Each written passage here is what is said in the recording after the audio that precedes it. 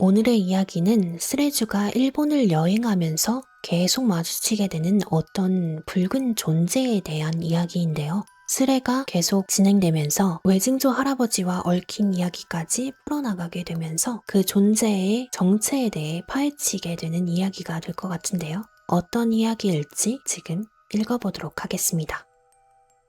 이번 달 말에 일본 교토로 4박 5일 일정의 여행을 가게 되었어. 나는 혼자 여기저기 걸어서 돌아다니는 것을 좋아해서 여행이 취미야. 교토는 나한테 의미가 있는 곳인데 내가 태어나기 한참 전에 돌아가신 외증조 할아버지의 고향이 일본 교토라고 듣기도 했고 첫 일본 여행을 교토로 가서 그런 것도 있어. 이상하게도 첫 여행은 도쿄로 가라는 주변의 말에도 불구하고 교토라는 곳이 확 끌려서 첫 일본을 교토로 가게 되었어. 여행 계획을 짜는 것보단 무작정 가는 걸 좋아하는 타입이라 첫날에는 두루뭉술하게 대충 시장을 가고 헤이안 신공을 들린 후 에이칸도 젤린지에 간 다음 근처에서 밥을 먹고 동물원에 들릴 수 있으면 들린 다음 모던 아트 뮤지엄에 간 다음 호텔에 가자는 식의 예정이었어. 그것을 보게 된 건 첫날 일정인 에이칸도 젤린지를 구경하는 도중이었어. 가을에 에이칸도는 단풍으로 온통 빨간데 난 빨강색을 좋아해서 볼 것만 보고 나온 신군과는 다르게 거기서 유독 오래 관광을 했어. 그러다 사람들 사이로 뭔가를 봤어. 사진은 내가 봤던 것과 최대한 비슷한 것을 가져왔어. 사람들 사이에 서 있는 우산도 빨갛고 기모노도 빨갛고 조리도 빨간 온통 붉은색인 그것을 봤을 때 나는 어째선지 본능적으로 그게 사람이 아니라는 걸 알았어. 첨부해주신 사진을 보면 빨간색 우산에 붉은색 톤의 기모노하고 붉은색 신발, 게타라고 하나요? 이거를 이렇게 붉은색 나막슨을 신은 어떤 여자의 뒷모습입니다. 보는 것만으로 기묘한 느낌이 드는 게 사람일 리 없다고 저거에게서 도망가야 한다는 느낌에 에이칸도를 빠져나가면서 진이 다 빠져서 원래는 계획이 없던 택시를 타고 예약해놨던 카무관 근처의 호텔로 가서 그대로 석식 시간까지 잤어. 편하게 쉬면서 그대로 그것은 머릿속에서 지워버렸고 그렇게 다음 날이 되었어. 그날은 전철을 타고 후지미 이나리 신사에 갔어. 센본 토리를 지나는 도중 에이칸도에서 봤던 그것이 또 있었어. 가만히 서 있는 그것 때문에 센본 토리이는 다 지나가 보지도 못하고 되돌아갔고 그 후로 신사를 둘러보러 가는 곳마다 그것이 꼭 있어서 제대로 구경도 못하고 나왔어. 그걸 시작으로 구경하는 곳마다 마주쳤어.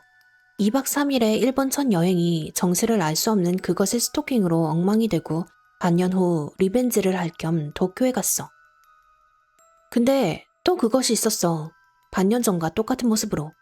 그것은 도쿄에도 오사카에도 삿포로에도 오키나와에도 가고시마에도 치바에서도 내가 여행 간 모든 곳에 다 그것이 있었어.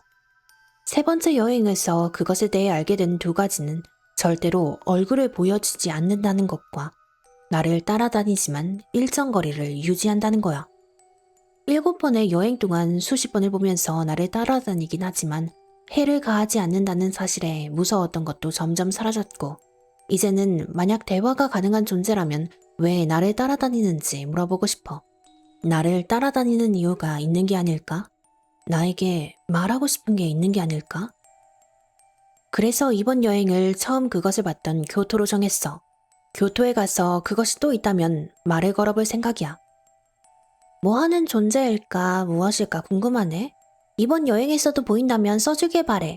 그래도 가까이 가는 건 영 찜찜해. 아는 무당이나 신기? 그쪽 있는 사람들한테 물어봐봐.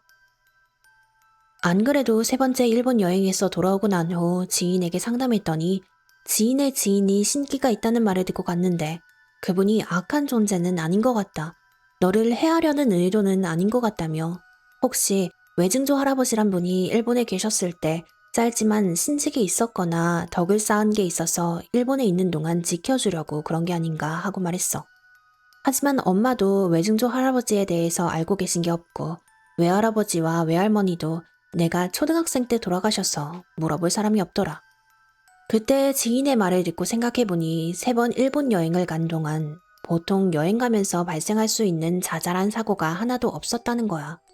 그리고 그것은 그 후에 일본 여행에서도 계속되어서 정말 그런 걸까? 하고 생각하고 있어. 외증조 할아버지의 유품이 있을까 했지만 전부 유실되어 남아있는 유품이 없다고 하네. 교토에 있는 외증조 할아버지의 생가에 가면 유품이 있을지도 모르지만 교류가 완전히 끊겼어.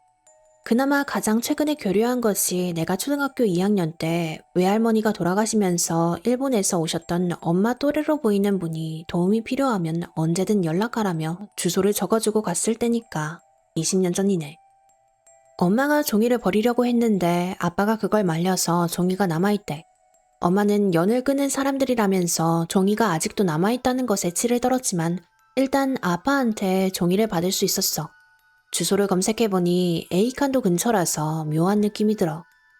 지진 때문에 불안했지만 예정대로 다음 주 월요일인 23일부터 4박 5일간 교토에 갈 거야. 마지막 날은 그 주소로 한번 찾아가 보기로 했어. 시간이 많이 지났지만 아직도 그곳에서 살고 있을지 모르지만 거기에서 과연 나를 맞이해줄지 어떨지는 모르겠지만 쫓아내지는 않을 거라는 생각이 들어. 일단 무슨 일이 있더라도 나를 지켜주는 무언가가 또 지켜주겠지 하는 생각으로 다니기로 했어. 교토에서 돌아온 후 바로 12시간을 내리자고 이것저것 하다가 드디어 들어왔네. 외증조 할아버지의 생가에 가서 외증조부의 유품과 외증조 할아버지에 대한 것들을 듣고 왔어. 솔직히 내가 가서 듣고 온 것이 실화인지 잘 모르겠다. 외증조 할아버지의 생가는 종이에 적힌 그곳에 계속 있었어. 반겨주실까 걱정했지만 다행히 반겨주시더라. 멀지만 같은 피가 흐르는 한 가족이라면서 말이야. 일단 외증조 할아버지의 유품에 대해서야. 외증조 할아버지의 유품은 고장난 회중시계와 손수건, 만년필, 공책 하나가 전부였어. 다른 유품들은 이런저런 사정으로 없어지거나 정리를 해버려서 이제 남은 건 그것뿐이래. 원한다면 줄 수도 있다고 하셨지만 엄마는 그곳과 얽히는 것을 너무 싫어하기에 거절했어. 그 다음은 외증조 할아버지에 대해서야. 나에게 외증조 할아버지에 대해 말해준 분은 외증조 할아버지의 친형이셨던 큰 외증조 할아버지의 아들의 아들분. 큰아빠라고 해야 하나? 우리 집은 친가나 외가나 전부 사정이 좀 특수해서 친척이 워낙 없다 보니까 가족 간의 호칭에 취약해서 잘 모르겠네. 외증조 할아버지는 어렸을 적에 많이 아팠는데 집안 사정도 안 좋고 봐줄 사람이 없어서 근처 신사에 의탁을 했었대. 신사에 의탁하는 기간이 좀 길었다나 봐. 10년 이상을 의탁하셨다고 하니까. 그러던 중간에 외증조 할아버지가 실종이 되었던 적이 있었대. 하루 만에 나타나긴 했지만 동네가 꽤 시끄러웠었나 봐.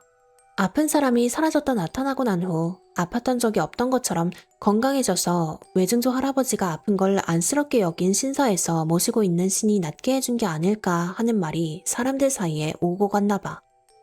내가 직접 듣긴 했지만 이게 사실인가? 그럴 수가 있나? 계속 생각했어. 물론 나에게도 말이 안 되는 일이 일어나고 있긴 해도. 그래서 내가 겪고 있던 걸 말했더니 외증조 할아버지를 낫게 해준 그 신사의 신께서 외증조 할아버지의 손녀인 나를 알아본 것이라고 하더라.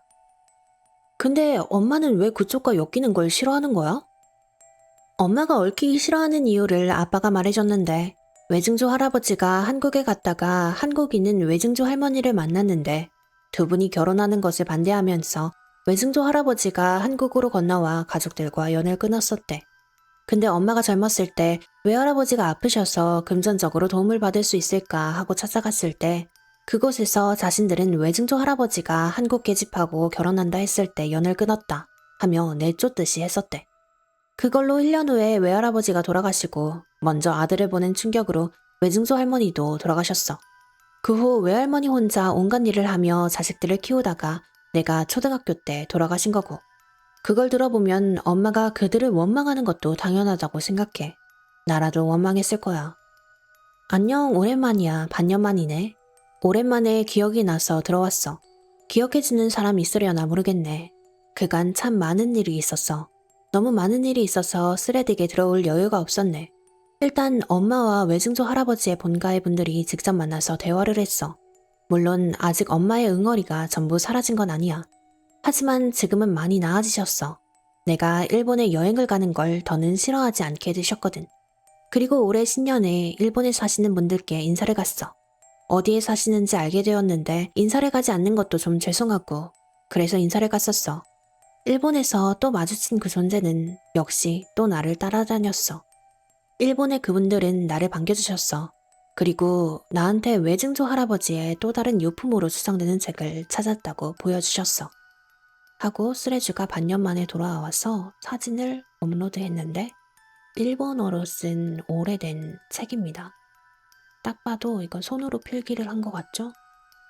나한테 이걸 가져가겠냐고 물어보셨지만 지금의 나한테는 너무 무거운 물건이기도 하고 그걸 잘 보관할 자신이 없어서 죄송하지만 그 물건들을 마트에 결심이 설 때까지 가지고 계셔달라고 했고 그분들은 그런 걸로 미안하다고 하지 않아도 괜찮다면서 웃으셨어. 그 후에 다시 외증조 할아버지가 의탁했다는 신사에 가서参배를 하고 신사의 신주님에게 그때 기록이 있냐고 물어봤는데 안타깝게도 기록이 없었어. 그러고 나서 신주님께 일본을 오면 항상 저를 따라다니며 지켜주는 것 같은 존재가 있다고 말했어. 온통 붉은 일색의 존재라고 했더니 신주님은 신께서 외증조 할아버지를 아주 많이 아끼신 것 같다고 웃으셨어. 가까이 안 오시고 멀리 떨어져 계신 이유는 아마 더 깊은 연이 만들어지면 내가 벗어나지 못하게 될지도 모르기 때문일 거라고 하더라. 그러면서 그 연을 감당할 자신이 없다면, 연을 깊게 만들고 싶지 않다면 일본에 오는 것을 자제하라고 하는데 나는 미래의 나에게 피해를 주지 않는다면 일본을 계속 여행하고 싶어. 그리고 언젠간 얼굴을 보고 그 신이라는 존재에게 고맙다고 말하고 싶어. 오래 걸렸지만 이렇게 끝이 났어. 좀 허무할 수도 있겠지만 난 너무 만족스러운 결과였어. 그럼 난 갈게. 잘 있어. 하고 이야기가 끝이 났습니다.